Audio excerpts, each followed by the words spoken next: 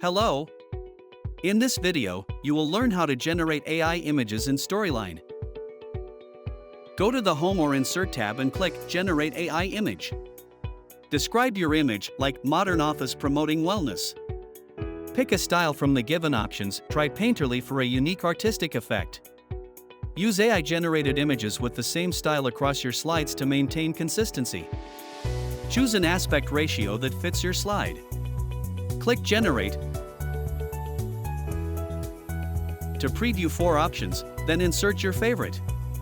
And that's it. You have created a custom, cohesive image that matches your course. If you found this helpful, follow us for more.